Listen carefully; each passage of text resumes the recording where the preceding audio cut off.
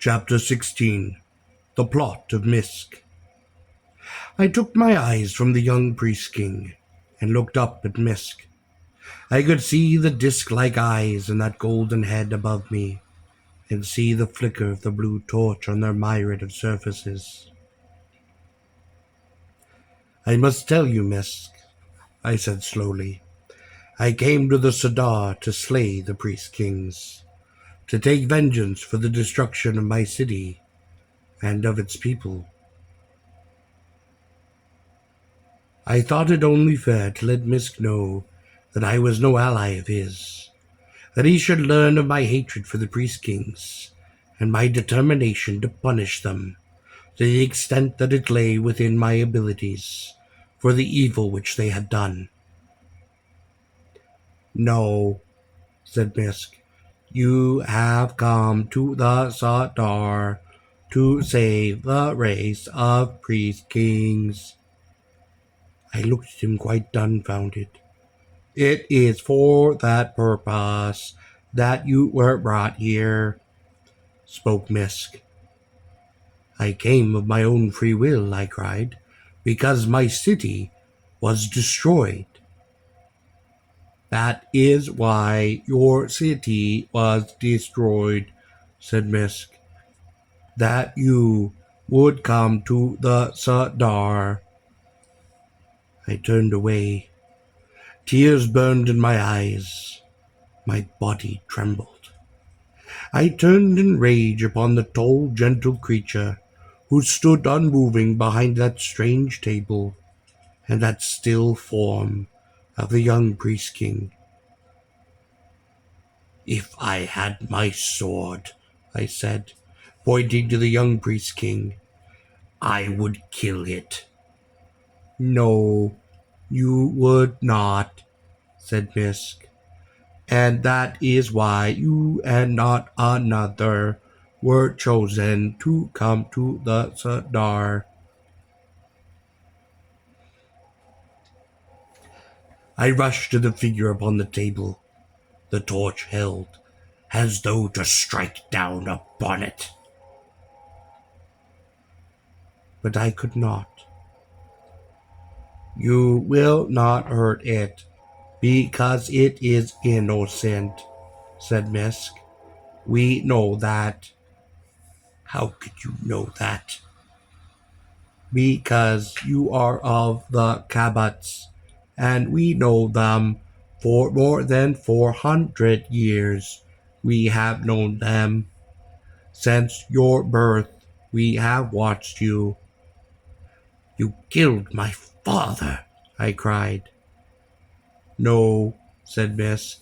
"He is alive. So are the others of your city, but they are scattered to the ends of Gor." "And Telena?" How far as far as we know, she is still alive," said Misk.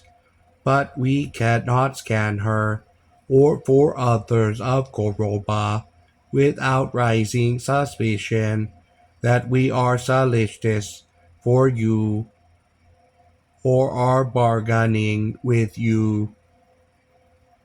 "Why not simply bring me here? Why destroy a city?" "To conceal our motivation from Sarm," said Misk. "I don't understand."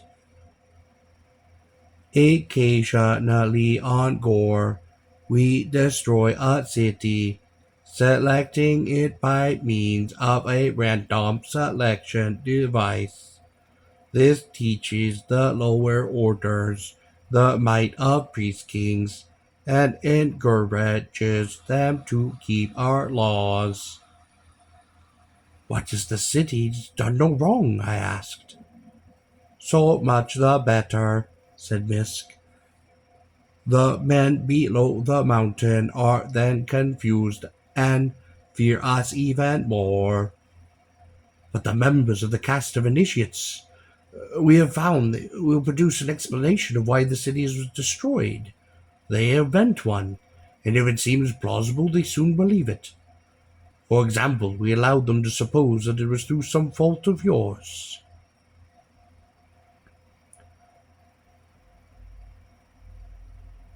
But the members of the cast of initiates we have found will produce an explanation of why the city was destroyed. They invent one, and if it seems plausible, they soon believe it. For example, we allowed them to suppose it was through some fault of yours, a disrespect for priest kings, as I recall, that your city was destroyed. Why, when I first came to Gor, more than 7 years ago, did you not do this? I asked. It was necessary to test you, to end the siege of Ar, and to end the empire of Malenius. They provided a suitable test, said Misk. From Sarma point of view, of course, your utilization there was simply to curtail the spread of the empire of R, for we prefer humans to dwell in isolated communities. It is better for observing their variations from the scientific point of view, and it is safer for us if they remain disunited. For being rational, they might develop a science, and being subrational, it might be dangerous for us and for themselves if they did so. That is the reason, then, for your limitations of the weaponry and technology?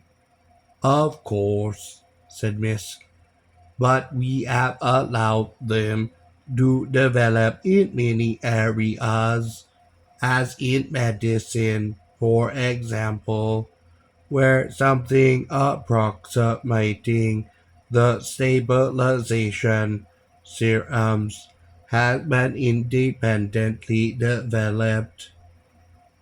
What is that? I asked. You have surely not failed to notice.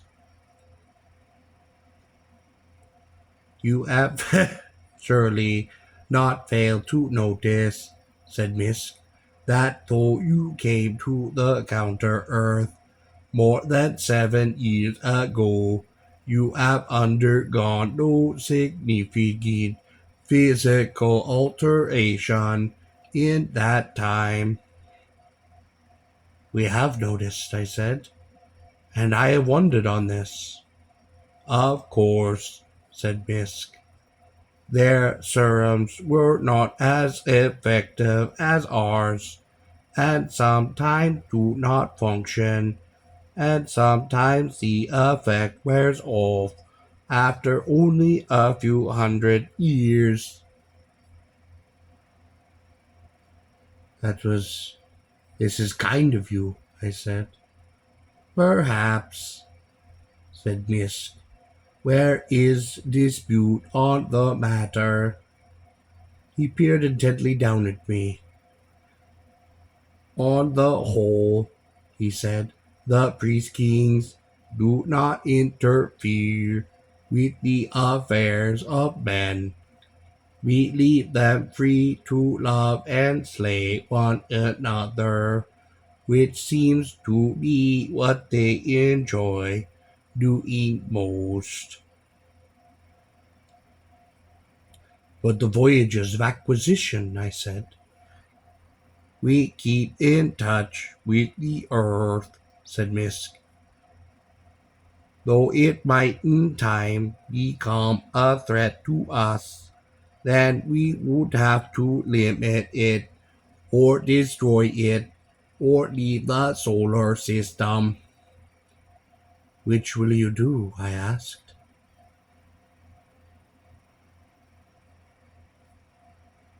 One of them, I suspect, said Misk, according to our calculations, which may of course be mistaken. Life as you know it on the earth may destroy itself within next 1,000 years. I shook my head sadly.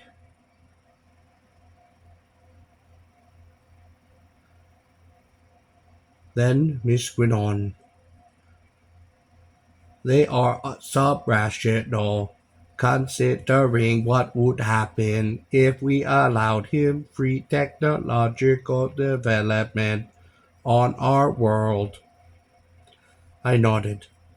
I could see that from the priest king's point of view, it would be more dangerous than handing out automatic weapons to the chimpanzees and gorillas. Men had not proved themselves worthy of superior technology to the priest kings, and I mused that man had not proved himself worthy of such technology even to himself. Indeed, said Misk, what was partly because of this tendency that we brought man to the counter earth, for he is an interesting species, and it would be sad to us if he disappeared from the universe. I suppose we ought to be grateful, I said. No, said Bisk. You have similarly brought various species to the counter Earth from other worlds and locations. I have seen a few of these other species, I have said. Mist shrugged his antenna. Do you remember the spider in the swamp forest of R? The spider people are a gentle race, said Misk. Expected the female at time of mating. His name was Nar, I said, and he would rather have died than injure a rational creature. The spider people are soft, said Misk. They are not priest kings. I see, I spoke. The voyage of acquisition, said Misk, take place normally when we need fresh material from Earth for our purposes.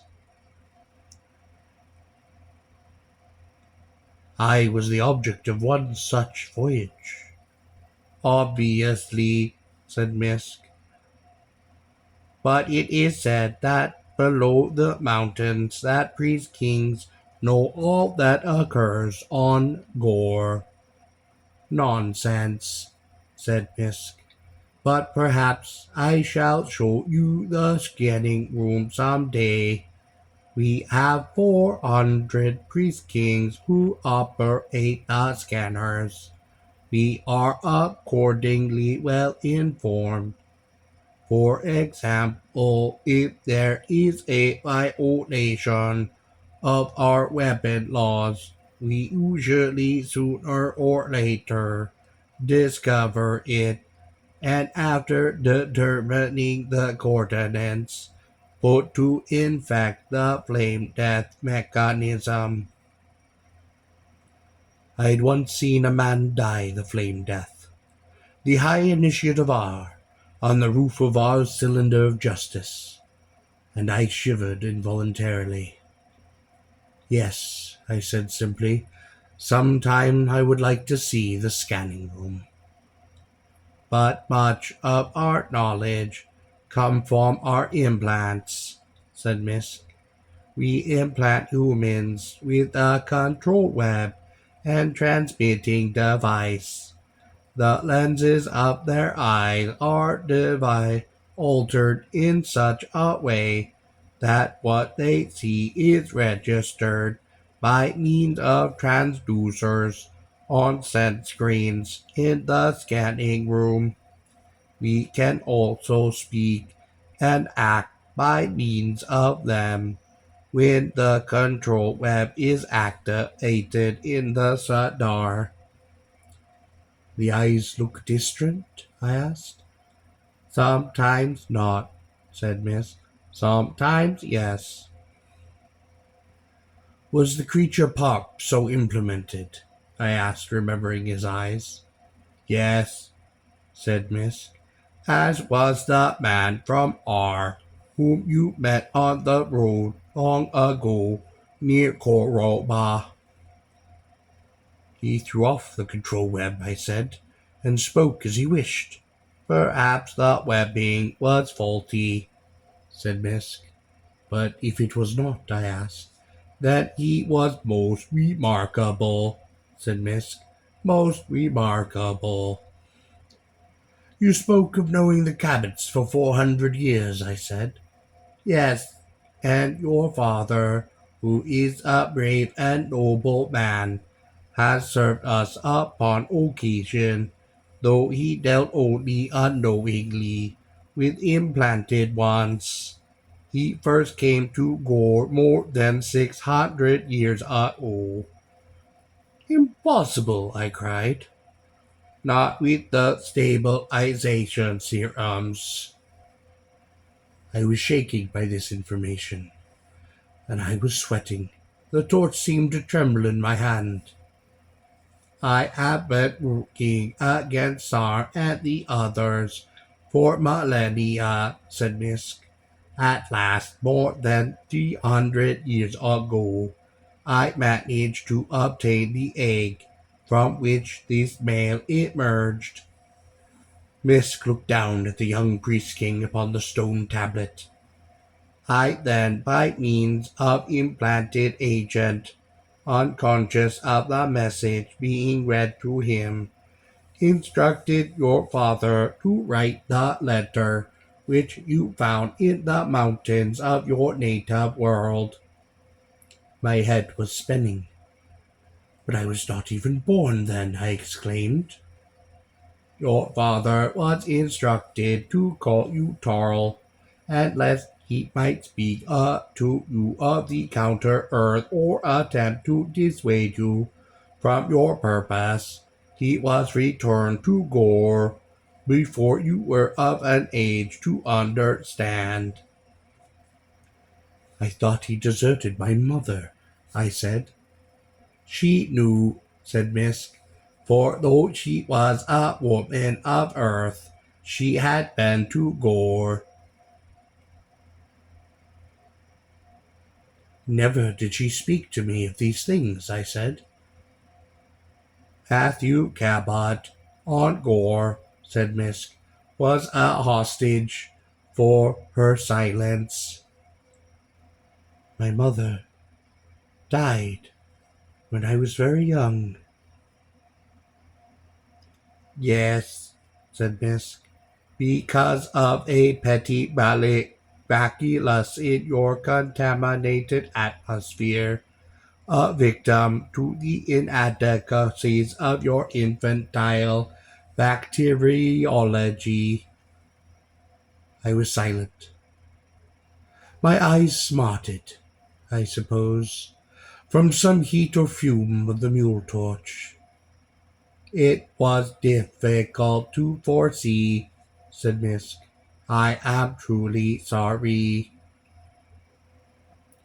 Yes, I said. I shook my head and I wiped my eyes.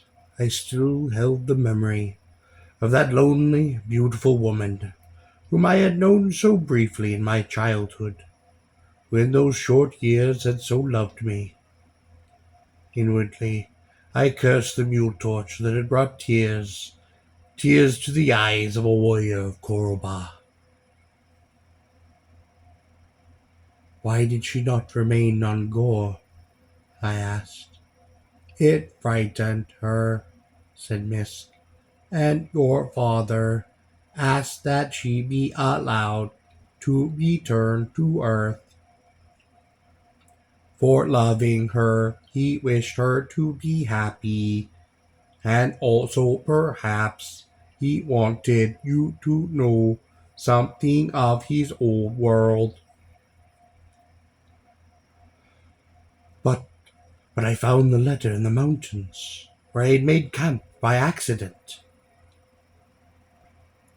When it was clear where you would camp, the letter was placed there, said Misk. That it did not lie there for more than 300 years? Of course not, said Misk. The risk of the risk of discovery would have been too great. The letter itself was destroyed. It nearly took me with it. You were warned to discard the letter. It was saturated with flamelock, and its combustion index was set for 20 in following opening. So when I opened the letter, it was like switching on a bomb, I said. You were warned. And the compass needle? I asked, remembering its erratic behavior which had so unnerved me. It is a simple matter to disrupt a magnetic field. But I returned to the some place I had fled from. The frightened human, when fleeing and disoriented, tends to circle, but it would not have mattered. I could have picked you up had you not returned. I think that you may have sensed there was no risk space, and thus, perhaps, as act of pride, returned to the scene of the letter. I was simply frightened. No one is ever simply frightened. When I entered the ship, I fell unconscious. You were anesthetized. Was the ship operated from the Sadar? It could have been, but I could not risk it. So it was manned. Yes. I looked at him. Yes, it was I who manned it. He looked down upon me. Now it is late, past the time of sleeping. You are tired. I shook my head. There is very little which was left to chance. Chance does not exist. Ignorance exists. You cannot know that, I said. No, I cannot know it. The tips of Misk's antenna gently dipped towards me. You must rest now. No. Was the fact that I was placed in the chamber of the girl Vika of Dreve considered? Sarm suspects, and it was he who arranged your quarters in order that you might succumb to her charms, that she would enthrall you, that she might bend you helplessly, pliantly to her will and whim, as she had 100 men before you, turning them brave, proud warriors all into slaves of a slave, into the slaves of a mere girl, herself only a slave. Can this be true? 100 men allowed themselves to be chained to the foot of her couch, where she would, upon occasion, that they might not die, cast them scraps of food, as though they might have been pet slain. My old hatred of Vika now began once again to infuse my blood, and my hands ached to grip her and shake her until her bones might break, and then throw her to my feet. What became of them? They were used as mules. My fists clenched. I am glad such a creature is not of my species. I am sorry, I said, that she is of mine. When you broke the surveillance device in the chamber, I felt I had to act quickly. I laughed. Then, you actually thought you were saving me? I did. I wonder.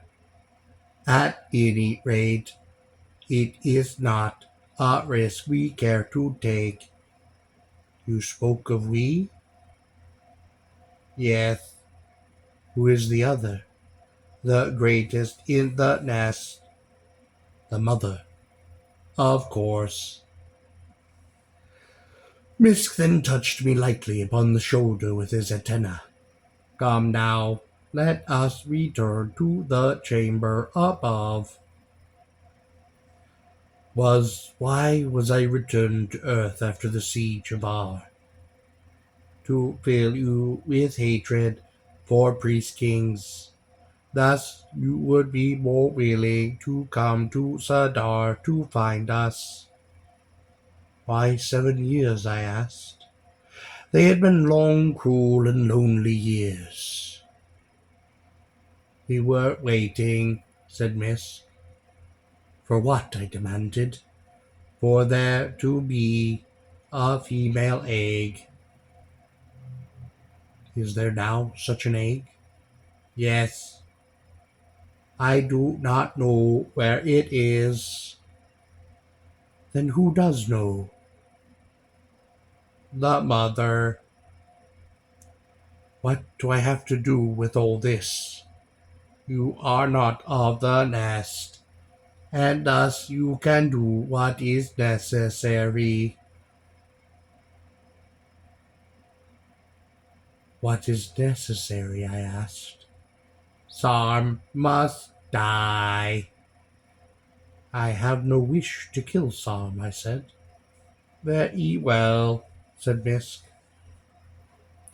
I puzzled upon the many things which Misk had told me, and then I looked up at him, lifting my torch that I might better see that great head with its rich, disc-like and luminous eyes.